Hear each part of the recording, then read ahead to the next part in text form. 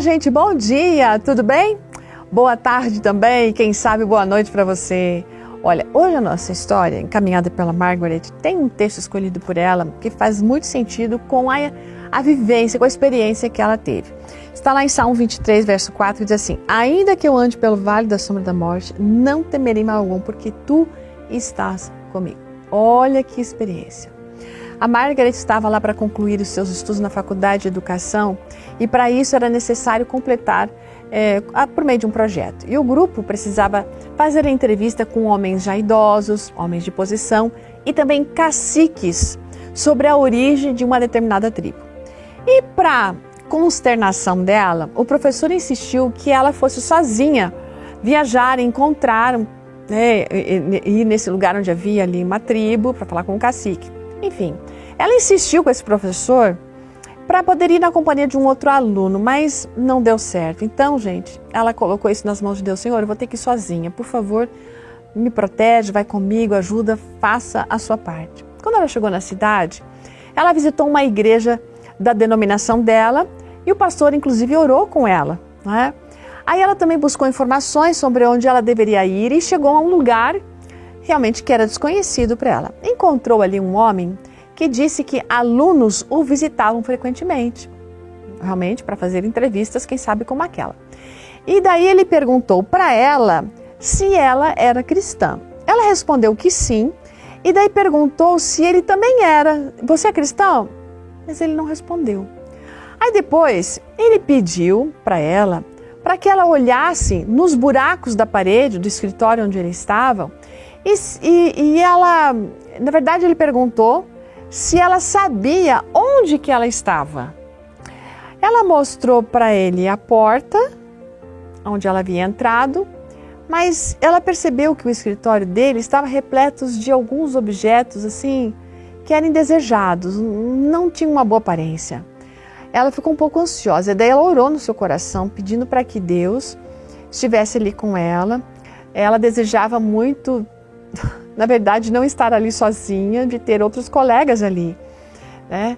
Enfim, aí, gente, aquele cacique levou ela para um segundo cacique e exigiu que ela retornasse depois da visita desse cacique para o escritório dele, desse primeiro cacique. Quando ela chegou para entrevistar o segundo cacique, Deus havia enviado um aluno com quem ela pôde trabalhar aquela entrevista. Bom, aí terminou essa entrevista com o segundo cacique e retornou ao primeiro cacique. Ao final da entrevista com o primeiro cacique, ele ficou de pé à porta do escritório. Aí ele falou o seguinte, ele falou assim, olha, para o colega dela, você pode sair. E ele, com um movimento rápido, saiu, mas o cacique rapidamente bloqueou o caminho da nossa amiga, mantendo ela presa naquele ambiente.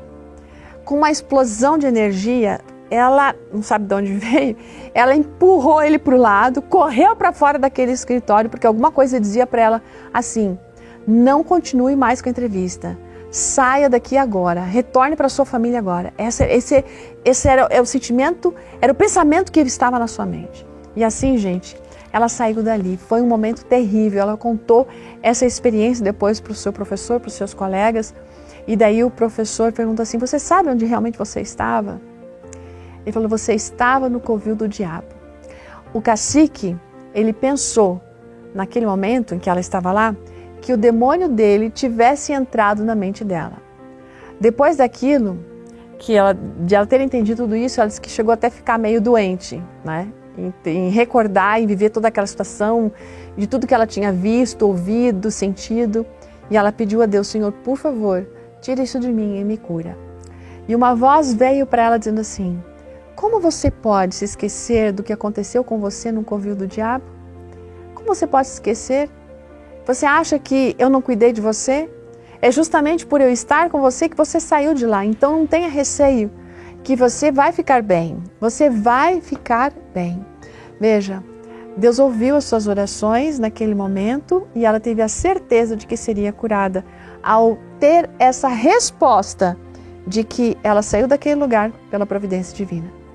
E ela gosta de contar essa história para mostrar como Jesus venceu por ela naquele momento e Ele pode vencer por você e por mim, em todos os nossos momentos de dificuldades, nas nossas provações, nas nossas tentações.